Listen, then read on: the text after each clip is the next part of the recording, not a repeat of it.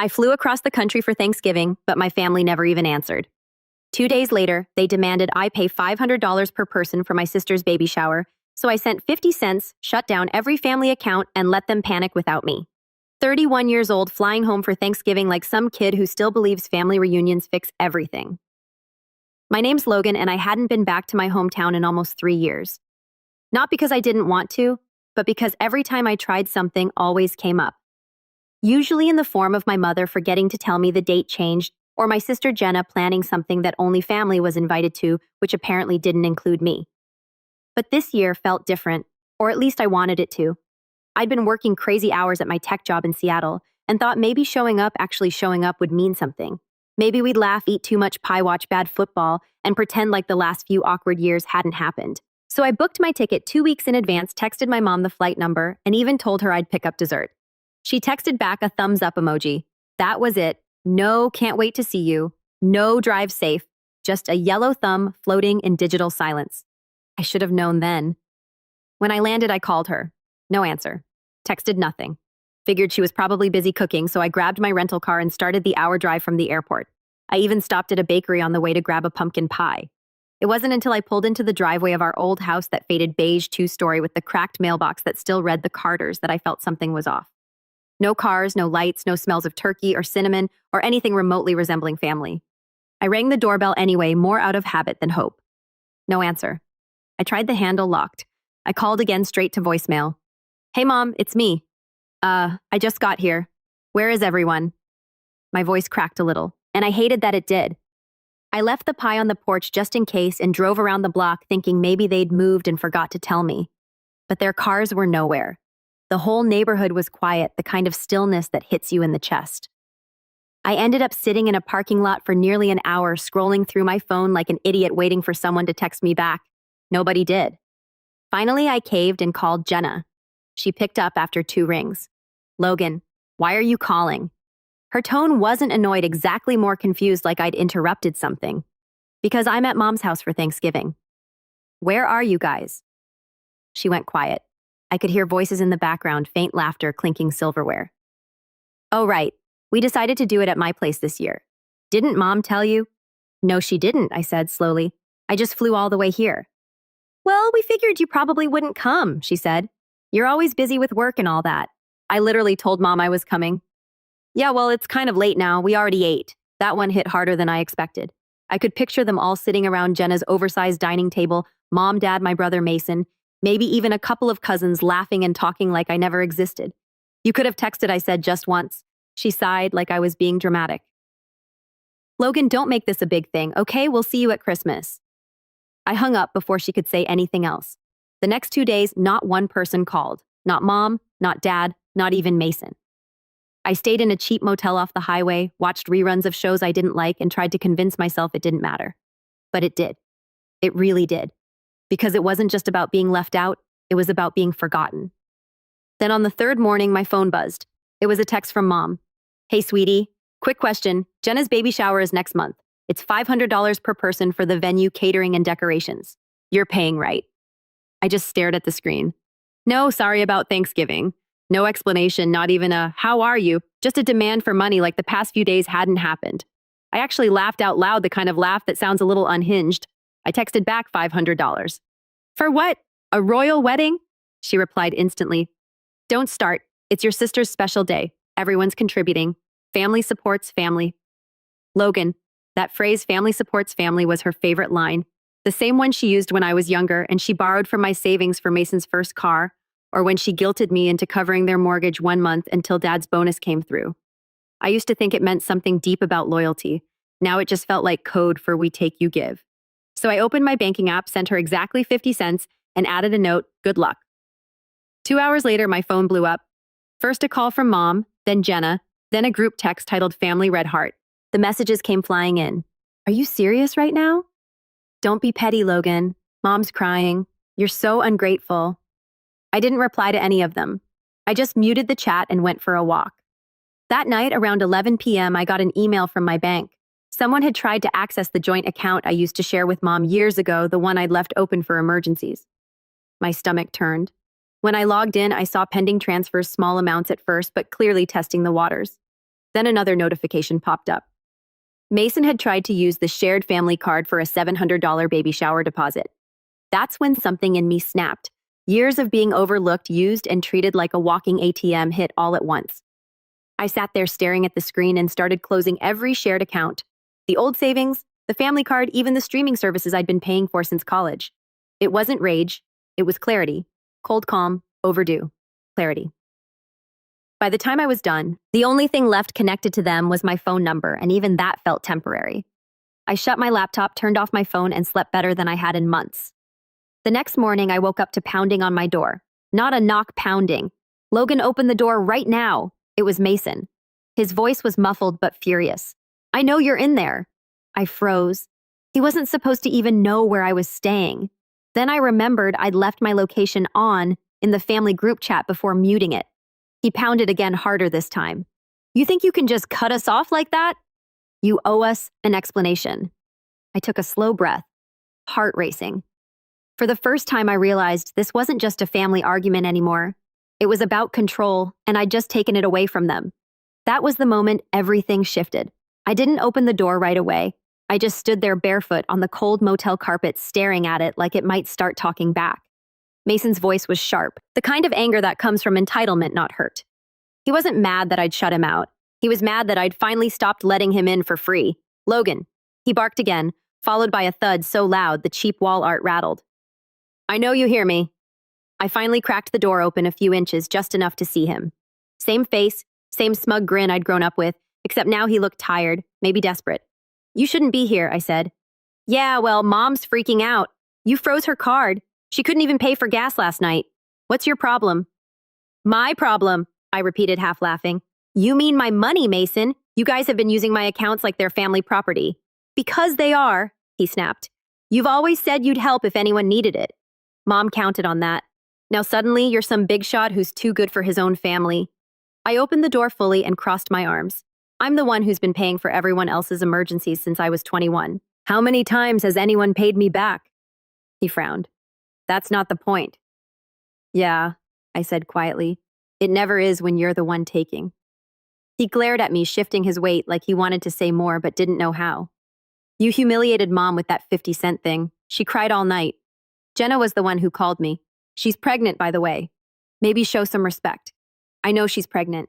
And if you think I'm paying $500 for a baby shower I wasn't even invited to, you've lost it. Mason's face twisted. You don't understand what Mom's going through. She's stressed. Dad's been quiet lately. Jenna's hormonal. And you? And me what? Working. Paying my own bills. Not begging people for money. He exhaled hard. You've always thought you were better than the rest of us. That one stung. Not because it was true, but because that's how they always saw me. Not as someone who worked hard, but as someone who thought he was above them for doing it. When he finally left, I sat on the edge of the bed staring at the door again. My hands were shaking. I wasn't angry so much as numb, like I'd hit a wall I'd been running toward for years without realizing it. I remembered being 17, getting my first job at a grocery store, saving every dollar because Mom had said we're all struggling right now. Logan, but once things get better, we'll pay you back. I believed her. I always believed her. And somehow, 20 years later, nothing had changed, except now I was the one keeping the whole show running. Later that afternoon, I drove back to town for some air. It was cold gray, that weird November mix of half rain, half snow. My phone started buzzing again, Mom this time. I let it go to voicemail. Then another text came in. You've really disappointed me, Logan. Family doesn't turn on each other like this. I almost laughed.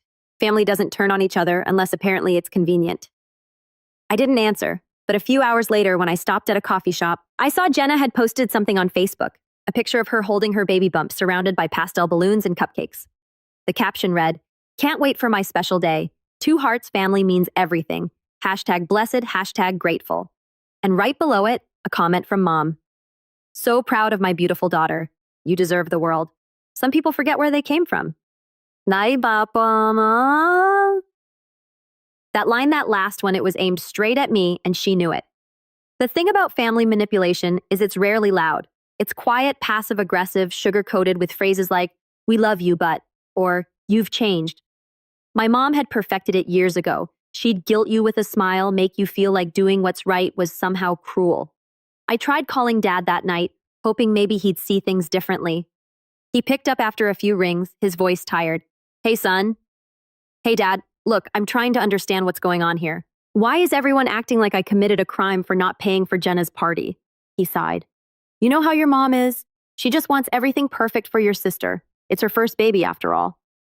And what about Thanksgiving? Nobody even told me it wasn't at the house. There was a pause. That was a miscommunication. Miscommunication, I said, voice tightening. I sat outside an empty house for an hour, Dad. Nobody even texted me. I told your mother to call you, he said softly. So it's my fault again. No, I didn't say that. I could tell he was tired, not physically, but emotionally. My dad had been beaten down by years of keeping the peace. He was a quiet man who believed avoiding conflict was the same as resolving it. It wasn't. It just let people like my mom and Jenna run the show. Dad, I said finally, I can't keep doing this. Every time I help, it turns into more. And when I stop, I'm the villain. He didn't answer for a few seconds. Just talk to your mother, okay? She loves you. That was the end of it. I hung up feeling like I'd just been told to apologize for existing.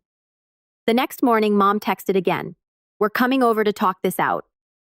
I didn't respond, but 3 hours later, there was a knock softer than Mason's, but somehow heavier. When I opened the door, there she was.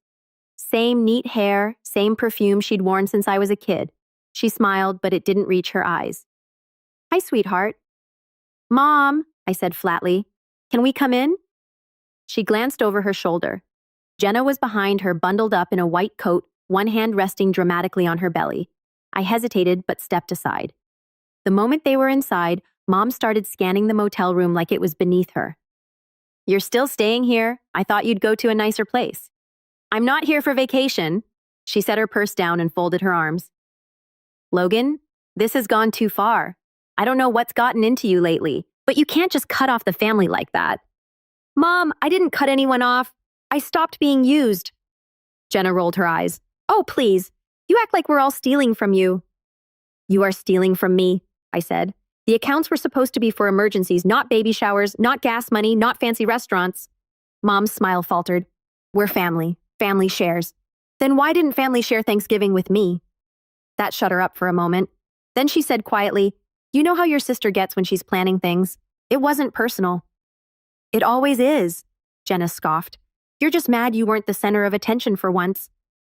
That one hit hard. You think this is about attention? I'm just tired of being the only one who gives anything in this family. Mom's eyes hardened. Logan, you've always been dramatic. You make everything about money. Do you even realize how cold that makes you sound? Cold, that word stuck to me like tar. I'd spent years helping them out, covering bills, buying gifts, sending money. And somehow when I stopped, I was the cold one. Mom, I said, voice low, I flew across the country to see you. You couldn't even text me where dinner was. That's not an accident, that's a message. She looked away. You're twisting things. No, I said, stepping closer. I'm finally seeing things clearly. For a second, something flickered in her expression. Guilt, maybe, but it vanished as quickly as it came. You always overthink everything. Just send the money and we'll forget this happened. I laughed, a dry, humorless sound. You really think that's how this works? Don't be cruel, Logan, she said. Your sister's been through enough. I turned to Jenna. You could have called. You could have told me about Thanksgiving. You could have invited me to your baby shower like a normal person, but instead, I get a bill. Her jaw tightened. I didn't think you'd care. You never come home anyway. Maybe because every time I do it feels like I'm not wanted. Mom snapped her purse shut and stood up. Fine. If that's how you feel, then I don't know what else to say. But remember, this Logan family always comes first. Always. She said it like a threat. Then she walked out, Jenna trailing behind her. The silence that followed felt heavy. I could hear the distant hum of traffic outside, the soft creak of the motel heater kicking on. My chest felt hollow. I thought that was the end of it, that they'd storm off and leave me alone. But that night, I got a text from an unknown number. It was a photo of my childhood home, lights blazing inside with the caption, "You'll regret what you did today." I stared at it for a long time, the glow from my phone reflecting off the window. And for the first time, I realized they weren't just angry. They were planning something big. The text didn't come from a random number, not really. I zoomed in on the photo, and though the number was unsaved, something about the angle, the porch light's reflection, and the timestamp made my stomach drop. Only one person still had that angle from their driveway camera, Mason. At first, I told myself I was overreacting. Maybe it was some weird attempt to guilt trip me. But deep down, I knew my family didn't send idle messages. Every word, every post, every guilt-soaked text had an intent to pull me back in. And this time, something about, "You'll regret what you did today," didn't sound like guilt. It sounded like a warning. I barely slept that night. I sat upright in bed, lights on, staring at my phone. A part of me hoped I'd wake up and realize it was all some exaggerated misunderstanding, that maybe they'd cool off, that this wouldn't turn into something uglier. But when morning came, I woke to a notification that made my heart drop straight through the mattress. My bank had locked my account. I sat there blinking, reloading the screen over and over. "Your access is temporarily restricted due to suspicious activity." I grabbed my laptop, tried logging in from there, and got the same message. My checking, savings, business account, everything. Even my secondary card. I called the bank. After 20 minutes on hold, a representative came on. "Yes, Mr. Carter, we flagged your account due to multiple failed password attempts from different devices. One of them was from your hometown." I froze. What, I didn't log in from there? "That's what we figured," she said. "Luckily, none of the attempts succeeded, but we locked access just in case. We'll need you to come in with identification to restore access." I thanked her, hung up, and just sat there gripping my phone so tightly my knuckles went white. There was no way that was a coincidence. Someone had tried to get into my accounts, and it had to be family. I could almost see them in my head, sitting around the kitchen table, plotting like it was a family project. I shouldn't have been surprised, but I was. Because no matter how toxic they'd been, a part of me still believed there were lines they wouldn't cross. I was wrong. An hour later, my phone started buzzing again. This time it was Dad. "Logan," he said when I picked up, his tone quiet but sharp. "What's going on with the accounts?" I almost laughed. "You too. Your mother said her card stopped working. She was at the grocery store and, because it's my card, Dad, it was never hers." He sighed. "You could have told us before shutting everything down." "Would it have changed anything?" A long silence followed. Then he said, softer now, "You know your mother doesn't mean to hurt you. She just doesn't always think. Dad, she planned Thanksgiving without me. She texted me asking for $500 2 days later. Then someone tried to break into my accounts from her house. That's not thoughtlessness, that's intentional." I heard something rustle in the background, Mom's voice faint but distinct. "Give me the phone." "No," Dad said quietly. Then I heard her shout, "Logan, we just wanted what's fair. You owe this family for everything we did for you growing up." There it was again, that word. "Oh." I took a deep breath. "You think I owe you because you were my parents? You wouldn't be where you are without us," she said sharply. "You never help out. You act like you're above everyone, and now you're turning your back when we need you most." "When you need me most," I corrected. "You're twisting everything as usual." "Mom, did you try to log into my accounts?" Silence. "Mom," she finally said in that voice she used when she thought she was being calm and reasonable, "we just needed to check something. You've got money sitting there doing nothing while your sister's struggling. We thought—" I actually dropped the phone, not from shock, from the surge of anger that made my hand shake. I picked it back up slowly. "You thought you could just take it—" "Don't be dramatic," she said, her voice rising. "It's not stealing when it's family." "Yeah," I said, almost whispering, "it is." I hung up before she could respond. I didn't want to hear the justifications, the fake apologies, the tone shifts that always made me second-guess myself. I'd been manipulated enough times to recognize the pattern. Guilt, deflection, affection, attack, repeat. But this time the guilt didn't work. It was gone. That evening, I drove back toward my childhood neighborhood, not because I wanted to see them, but because I needed to see the house one more time. Needed to remind myself why I'd built my own life far away from it. The street looked the same, but the feeling was different. When I slowed past the house, the lights were through the living room window. I could see movement. Mom pacing Jenna on the couch, Mason standing near the fireplace. A family meeting, probably about me. I parked a few houses down and watched for a minute, just long enough to see Mom pick up her phone and hold it to her ear. Seconds later, my phone buzzed. I didn't answer. She called again. Then Jenna texted, "You're being ridiculous. We're family. Come talk like an adult." The same family that didn't bother inviting me to Thanksgiving now wanted to talk. I left. That night, I checked my email before bed and found something that almost made me laugh out loud, though it wasn't funny. An invoice from a local event company. Carter family baby shower deposit remaining balance $3,200. At the bottom under bill 2 was my name. They'd actually put it in my name. I called the company first thing in the morning. A polite woman answered. "Hi, this is Logan Carter," I said. "I got an invoice for a baby shower I didn't book." "Oh, yes, that's for Jenna Carter's event," she said cheerfully.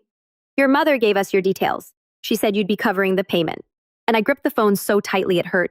"Did she sign anything?" "Yes, she filled out the form and wrote your name in the payment section. Since the card didn't go through, we sent the invoice to you." I closed my eyes. My own mother had committed family fraud, I guess. "Thank you," I said stiffly. "You'll want to cancel that contract immediately." "Oh, we can't cancel without the client's consent." "I'm the client," I said sharply, "not her. And if you process that payment, you'll be hearing from my lawyer." That got her attention. She promised to pause everything until further clarification. By then, I wasn't even angry, just exhausted. I'd reached that quiet stage of betrayal where the emotion burns out and what's left is clarity. And clarity hurt worse, because for the first time I realized it wasn't just about money. It was about control. My mom had always wanted to remind me that no matter how successful I became, she could still pull strings, still make me small, still make me need her. I thought about all the years she'd played the same games, how she'd cry when I said no, how she'd guilt me with lines like, "You're not the same sweet boy who used to share everything with his sister." Or how she'd brag about me to her friends, then mock me behind my back for thinking I'm smarter than everyone. But using my name on a financial document that crossed a line so deep it might as well have been carved in stone. I forwarded the invoice to my attorney not because I wanted to sue my family. I wasn't even sure I had the stomach for that yet, but because I wanted documentation proof. 2 days passed. I didn't answer any of their calls. Then on the third day, Mason showed up again. This time not at the motel, but at my apartment complex in Seattle. He must have used the address I'd left on an old form for Dad. When I saw him through the peephole, my chest tightened. He looked rough eyes, bloodshot jaw, tense, wearing that same worn-out leather jacket he always thought made him look tougher than he was. He started banging on the door. "Open up, Logan. We need to talk." I didn't move. "I know about the baby shower thing," he shouted. "You didn't have to make it legal, man. You're going to ruin everything." I stayed quiet. Then he said something that made my stomach twist. "You think you're safe? You don't even know what Mom's planning." That got me to unlock the door just enough to look him in the eye. "What's that supposed to mean?" He hesitated, eyes darting. "She's talking to a lawyer, something about the house, about repayment." "Repayment," I repeated. "Yeah, she said you owe the family for what Dad gave you for college. She wants to take you to small claims or something." I told her it's crazy, but she's serious. I just stood there speechless. Mason rubbed his face. "Look, I didn't come here to fight. You made her mad, Logan, real mad. And when Mom's mad, she doesn't stop until she wins." He turned to leave, but before he did, he added, "You might want to check your credit, bro." The door shut, and for a long moment, all I could hear was my own heartbeat pounding in my ears. I pulled out my laptop, logged into my credit account, and there it was, 2 new inquiries. One for a department store card, one for a personal loan application, both under my name, both filed within the last 48 hours, and both from my hometown. That was the exact moment I stopped seeing this as family drama and started seeing it as war. For the next few days, I moved through life like a ghost. Everything looked normal on the surface, same morning coffee, same work emails, same quiet walks around the block. But inside, it felt like something fundamental had cracked. It wasn't anger anymore. It wasn't even sadness. It was this dull, aching clarity that came from finally seeing people for who they really were. When I checked my credit again that night, there were 3 more applications. 1 denied, 2 still pending. It was like watching termites eat through a foundation I'd spent my whole adult life building. I called the credit bureau, froze everything, and spent nearly an hour confirming I hadn't applied for anything. Then I called my lawyer Adam, a friend from college who handled corporate cases but owed me a few favors. When I explained what was going on, there was this pause. Then he said, "Logan, you're telling me your own mother opened credit lines in your name?" "Pretty much," I said, "or at least tried to." He sighed. "Okay, you need to start documenting everything. Every text, every call, every failed login attempt. Get printouts from your bank too. Don't delete a single message." "I already started," I said quietly. "Good, because if she keeps this up, you'll have grounds for identity theft charges." Hearing those words, identity theft, hit me harder than I expected. It made it real, not just family dysfunction, not bad communication or hurt feelings of crime. After we hung up, I sat in my apartment for a long time just staring at my phone. I could have blocked them all right then, could have erased every trace of them from my life. But something stopped me. Not forgiveness, just the habit of still hoping they'd change. The next morning, I woke up to 37 missed calls, most from Mom, some from Jenna, and a few from an unknown number I'd bet good money was Mason borrowing someone's phone. The voicemail notifications kept coming until the box filled up. I didn't listen. I couldn't. Then came the text that broke me. It wasn't angry. It wasn't manipulative. It was simple, quiet, and cruel. You've always been the selfish one, Logan, even as a kid. I should have known you'd turn out like this. No punctuation, no heart emoji, just that. I don't know what made that message sting more than all the others. Maybe because it was the one that sounded honest, not in a good way, but in a way that revealed what she'd always thought of me deep down, that I wasn't a son, I was a resource. And when that resource dried up, I became the villain. That night, I packed a small bag just enough for a few days and drove. No plan, no destination, just the road and a heavy silence that made me feel like I was floating outside my own life. I ended up near the coast, hours away from everything familiar. I checked into a quiet Airbnb above a seafood restaurant. The host barely spoke English, which suited me fine. The ocean air helped clear my head. I walked along the shore until my shoes filled with sand, my phone buried deep in my jacket pocket turned off. For the first time in weeks, I didn't hear it buzzing. It's funny how stillness hurts at first. You think you crave peace, but when you finally get it, you're forced to hear your own thoughts, all the ones you've been drowning out. I thought about growing up in that house, about the way Mom used to say, family takes care of each other. Every time I brought home a paycheck from my teenage job, about Mason wrecking my first car and Mom telling me, it's just a car, Logan, don't make it about money. About Jenna getting a brand new MacBook for graduation while mine was fine for now. I thought about how at 24, when Dad's hours were cut, I wired $4,000 to help them catch up on bills, and how not one person said thank you. And how when I finally moved across the country for my job, Mom told me, don't forget where you came from. Like leaving was betrayal instead of survival. Somewhere between the crashing waves and the cold wind, it hit me that I'd spent my entire life auditioning for a family that never actually wanted me, at least not unless they could get something out of it. The realization didn't feel freeing. It felt heavy, but heavy in a final way, like setting down a box you've been carrying so long, you forgot what your arms felt like without it. I stayed in that small coastal town for a few days, woke up late, walked along the docks, ate cheap clam chowder, and avoided thinking too much. I didn't tell anyone where I was, not friends, not coworkers, not even my landlord. I needed to disappear, at least for a while. On the third night, my phone lit up while I was brushing my teeth. Unknown number again. Against my better judgment, I answered. Logan. It was Dad. His voice sounded strained, older somehow. Dad, I said carefully, what's going on? There was a long pause. Your mother's not doing well. She says you're trying to destroy the family. I closed my eyes. Dad, she tried to open credit cards in my name. He didn't respond. I could hear the faint buzz of the TV in the background, probably tuned to some daytime talk show Mom liked. I don't know what to say, he murmured finally. You know how she gets when she's upset. Maybe if you just apologize. Apologize for what? For whatever she thinks you did. I almost laughed, but it came out as a choked sound. Dad, do you even hear yourself? She's breaking the law, and you're asking me to apologize. He sighed. You don't understand. She's your mother. Yeah, I said softly, and I wish that meant something. We hung up without saying goodbye. After that, something inside me went quiet. Not numb this time, but still like a switch had flipped. The part of me that kept reaching back, that kept hoping they'd meet me halfway, just stopped. That's when I started planning. Not revenge, not yet, just control. The first step was protection. I called Adam again and told him I wanted to officially separate my financial identity from my family's in every way possible. He drew up some documents, got me to sign a few forms, and helped me close the last remaining shared assets my parents had access to.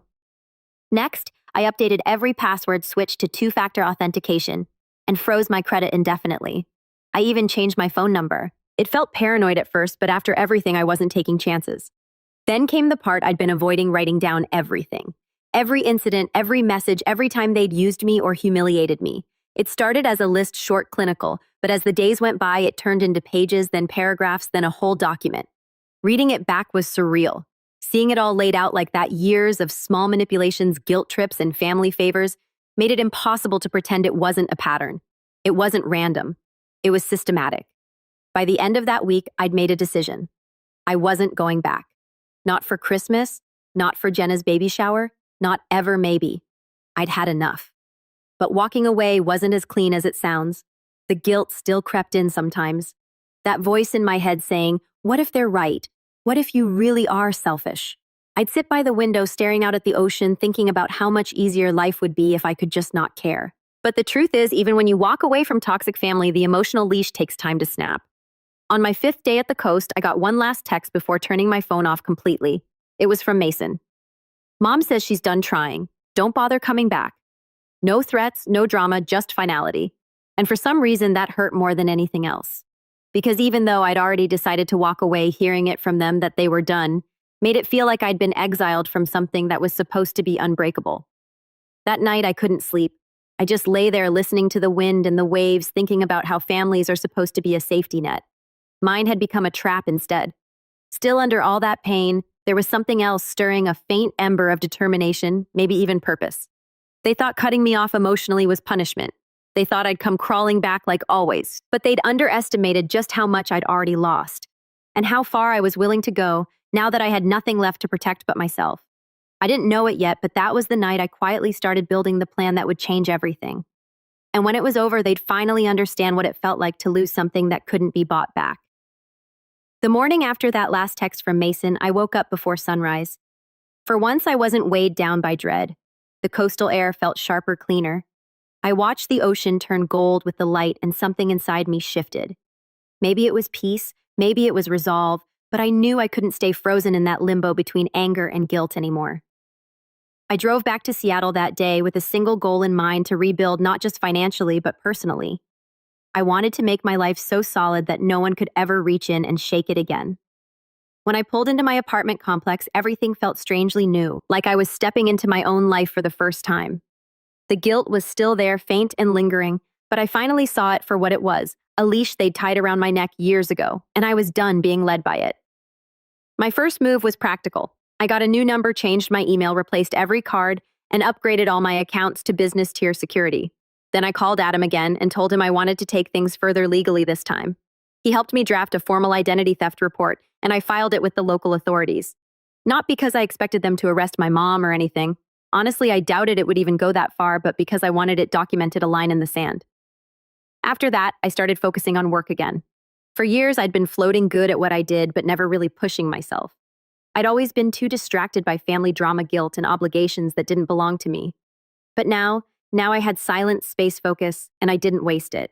I'm a software consultant, not glamorous, but I'd built a decent reputation over the years helping startups with infrastructure and back-end systems. I had a small network of loyal clients and a portfolio that quietly paid my bills. But that December, I took a risk. I decided to start my own company. I named it North Node Systems, a quiet nod to the direction I wanted my life to go forward. At first, it was just me in a small co-working space downtown. But I was working like a man possessed. 12-hour days didn't feel exhausting anymore. They felt purposeful. I poured all the pain and bitterness I'd been carrying into the grind. Every late night wasn't just about success. It was about reclaiming control, about proving, if only to myself, that I could stand completely on my own. I learned everything I could about business structure, taxes, incorporation, and automation. I networked aggressively. I started taking on bigger clients, corporations that needed serious back-end support, and word spread fast. Within 6 months, I had enough contracts to hire 2 part-time developers. By month 8, we were profitable. Somewhere in the middle of that growth, I realized I wasn't thinking about my family anymore. Not in the old way, at least. I wasn't checking for texts or scrolling social media to see what Jenna posted. I didn't flinch when the holidays came and went without a single message. Instead, I spent Christmas skiing with coworkers and New Year's at a rooftop party in the city. It was weird at first celebrating without them, but also liberating. I laughed more that winter than I had in years. And when tax season rolled around, I hired a professional accountant, a real one, not my dad's friend from church like before. When she saw the old shared records, she raised an eyebrow. "You had your family tied into this." "Not anymore," I said. She smiled. "Good. Keep it that way." By the time spring came, my company had landed a major client, a logistics firm out of Chicago. That deal changed everything. It wasn't just money, it was legitimacy. Suddenly, I wasn't some freelance guy from Seattle. I was a founder, the kind of person my family used to say I thought I was better than everyone for wanting to become. I rented a real office downtown, glass walls, modern furniture, a big whiteboard with my goals written in permanent marker. The first day I walked in there with my small team, I couldn't stop grinning. And then one morning, as I was leaving the office, I got a call from an unknown number. Normally, I'd ignore it, but something in me said to answer. Hello. Hi, this is Patricia from Evergreen Financial. I'm calling to confirm the address for your new business account. For a second, I didn't understand. My what? Your business line of credit, she said, applied under North Node Systems. I froze. I didn't apply for that. She hesitated. Oh, that's strange. The application had your full name, EIN, and company information, but the listed contact number was different. Can you send me the documentation? She did. And when I opened it, my chest went tight. The signature line said Logan Carter, but the email domain used was northnodeconsultingfamily@gmail.com. There was only one person who would think that kind of name sounded legitimate, Mom. It was almost impressive in a way. She'd found a new angle, not my personal finances this time, but my company. I'd spent months clawing my way to independence, and she was still trying to find a way to drag me back down. But instead of breaking me, it made me colder, sharper. I called Adam again, sent him the document, and he practically whistled. She's escalating, he said. You could sue her for damages now. I don't want to sue her, I said quietly. Not yet. Then what do you want to do? I want her to stop thinking I'm still the same kid she can guilt into cleaning up her messes. And that's when the idea started forming. I spent the next few weeks preparing, not out of revenge, not even yet, but to protect myself and frankly to send a message. I opened new accounts under the company's LLC, completely separate from my personal identity. I moved my office lease into the business's name-upgraded security systems and registered trademarks for my logo and company name. By summer, we'd expanded into a team of 8. I'd hired 2 developers full-time, a project manager, and even an intern from UW who reminded me a lot of myself, quiet, serious, maybe a little too eager to prove himself. I started mentoring him, something I never thought I'd enjoy, but teaching someone who genuinely wanted to learn was the exact opposite of trying to please people who only took. It was refreshing. And then came the moment that really made me realize how far I'd come. It was late July, a Thursday evening, and I was sitting in my office going through invoices when I got an email with the subject line, Family Reunion 2025. It was from Jenna. I don't know what made me click it. Morbid curiosity, maybe? Inside was a flyer, a bright pastel design advertising a summer family gathering at some rented lake house. In the fine print, I saw the words, all expenses covered by Logan. I actually laughed out loud, not the angry kind of laugh, the genuine disbelief kind. Below the flyer was a message. Hey, Logan, we figured this would be a great time to make things right. Mom says you've been doing really well, so we knew you wouldn't mind helping cover the cost. It's not much, just around $3,000 total. Let's heal as a family. They hadn't changed, not even a little. But the difference was, this time, I had power, real tangible power. They couldn't touch my accounts, couldn't guilt me, couldn't manipulate me. The leash was gone. So instead of replying, I did something I'd never done before. I forwarded the email to my lawyer with a single line, add this to the file. Then I closed my laptop, leaned back in my chair, and felt a strange calm wash over me. My life wasn't perfect. I still had scars, some emotional, some financial, but I'd built something that no one could take away. For the first time in years, I wasn't surviving. I was thriving. That summer was the best of my life. The company doubled in size. I bought my first house, a small modern place with floor-to-ceiling windows and a view of the city skyline. Not flashy, but clean, quiet mine. I started working out, learned to cook, made new friends who didn't know or care about my family drama. And when my accountant emailed me one day with my projected earnings for the year, I stared at the number for a long time. It wasn't the money that mattered. It was what it represented: independence. Still, I couldn't help wondering what they'd say if they saw it. If they knew the kid they'd ignored at Thanksgiving had built something real, something untouchable. But I didn't have to wonder for long, because in late August, right after closing a major contract, I got an envelope in the mail. No return address, just my name scrolled in my mother's familiar handwriting. I stood there in my office, holding it, the air thick with that old mix of dread and curiosity. Part of me wanted to throw it straight in the trash, but another part, the part that still remembered the little boy who used to wait for her approval, wanted to know. So I opened it. Inside was a short letter, neat handwriting, formal, almost cold.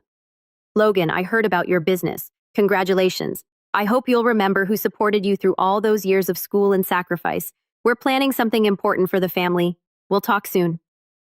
There was no apology, no warmth, no acknowledgement of what she'd done, just entitlement wrapped in politeness. I folded the letter carefully, slid it back into the envelope, and set it on my desk. That was the moment I realized this wasn't over, not by a long shot.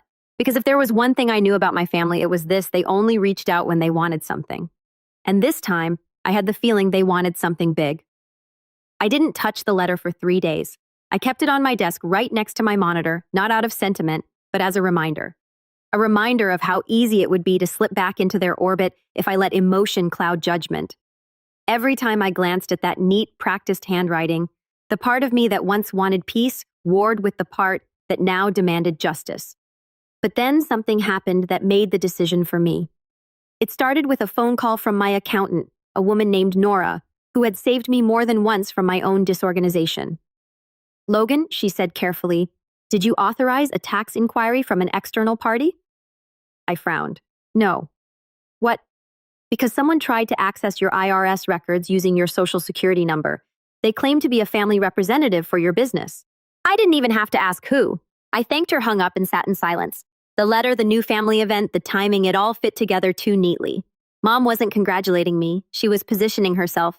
She wanted proof of success enough to justify whatever she was planning to claim next. So I stopped waiting to react. I started to prepare. I reached out to Adam again, this time with a different tone. "I want to protect every piece of what I've built legally, financially, and publicly." He smiled through the phone. "You're ready to play chess now, not checkers." We spent the next 2 months quietly putting up walls. Every asset I owned, the house, the car, the company, was placed under an LLC and trust structure. My salary was rerouted through a management entity, so my personal income looked modest on paper. I even hired a PR consultant to polish my company's image-making North Node look like a community-driven tech firm rather than a cash machine. By October, I was practically invisible on paper. And then, by what I can only call poetic timing, my sister Jenna posted a video on Facebook. It was one of those cheerful vlogs, a montage of her new life as a mom. She'd had the baby a few months earlier, and the video showed pastel nurseries, slow-motion laughter, and near the end, a quick clip of her mother sitting at a dining table smiling proudly while saying, "We're so blessed, especially now that Logan's finally giving back to the family." It had over 2,000 views. I stared at the screen for a long time, the words echoing, "giving back to the family." Not only was it untrue, but it was deliberate. It painted a picture of me as the generous provider, which I realized they were using to justify whatever financial narrative they'd been spinning behind closed doors. So I made a call to someone who could help me pull a different kind of lever, an old client of mine who now worked in cybersecurity for a private firm. "I'll call him Nate." "Think you can trace where a certain set of loan applications came from?" I asked. He chuckled. "If you've still got the paperwork, I can find the digital footprints in a day." 2 days later, I had the report. Every fraudulent application, every fake email domain, every IP address, all leading back to my parents' home network. One of them was even timestamped during Jenna's video upload. That was it. No more hesitation. I wasn't going to press charges, not yet. There were cleaner ways to make people like that understand consequences. So I crafted a plan, quiet, methodical, untraceable in spirit, but legal in every sense. Step 1. I reached out to the event venue that had nearly charged me for the baby shower months before. The owner, a woman named Claire, remembered me instantly. "Oh, you're that family," she said dryly. "Your mother was persistent." I laughed. "That's one way to put it. Listen, would you mind sending me the deposit paperwork she signed last year? I need it for a legal review." She obliged, and when I looked at it, I saw exactly what I needed. Mom's full signature next to a payment authorization line that listed my name and business. That was fraud, plain and simple. Step 2. I drafted a polite letter. "Dear Mother, I recently became aware of several financial documents bearing my name without authorization. As a courtesy, I am providing you an opportunity to retract any claims, statements, or representations regarding my involvement in family finances or events. Failure to do so will result in legal escalation.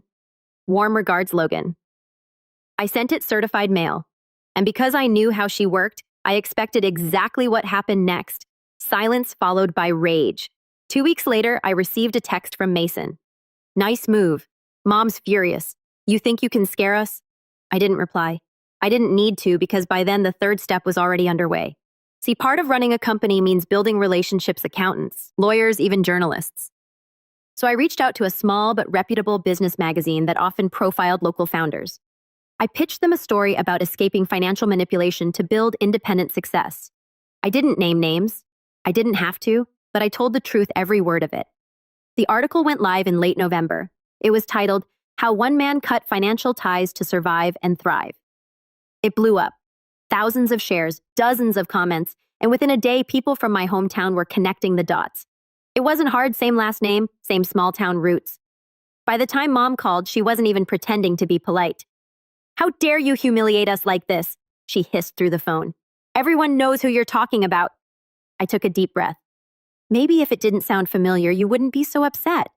You think you're better than us, she shouted. You think that money makes you untouchable. No, I said quietly, but boundaries do. And then I hung up. That was the last time I spoke to her directly. The fallout was fast. People in town started whispering. Old friends stopped calling her for donations or favors.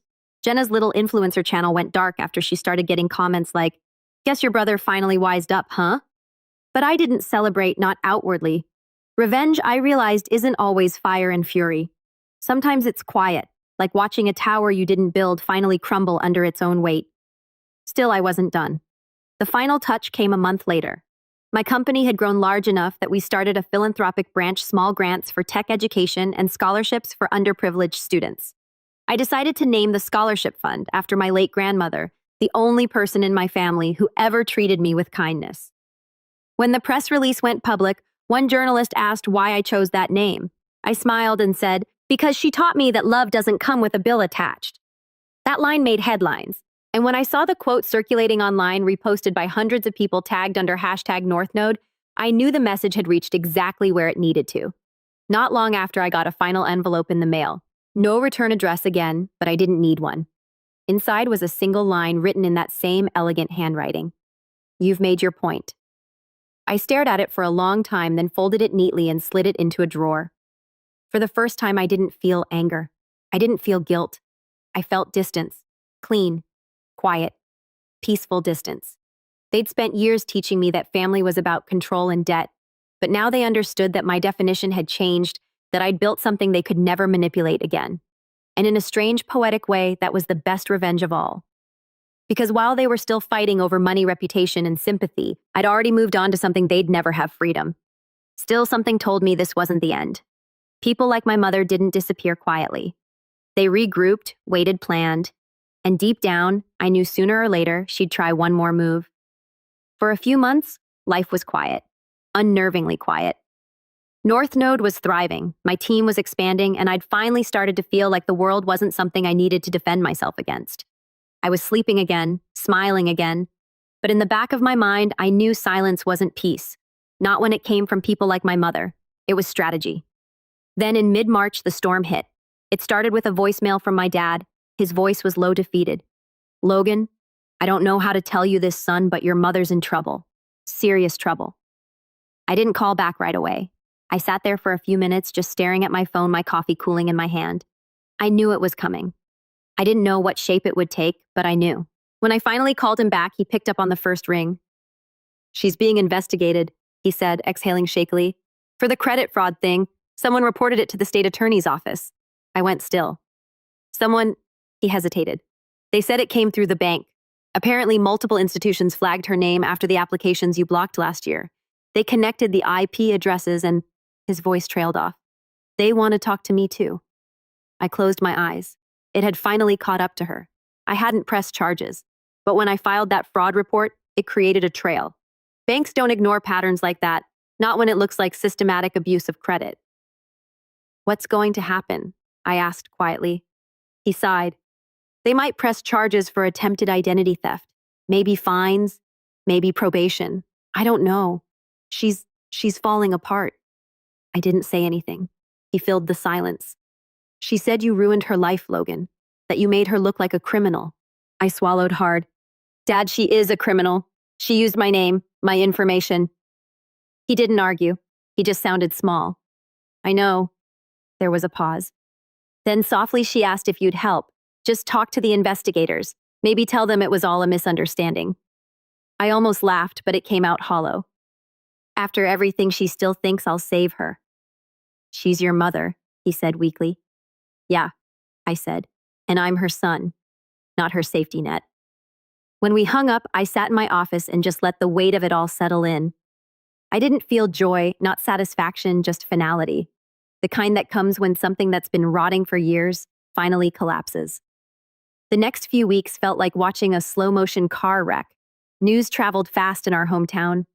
Apparently, my mother's little empire of family connections, the friends she'd always bragged about, the church committees, the charity board, started unraveling the moment people found out she was being investigated. No one wanted to be associated with someone under a financial fraud probe.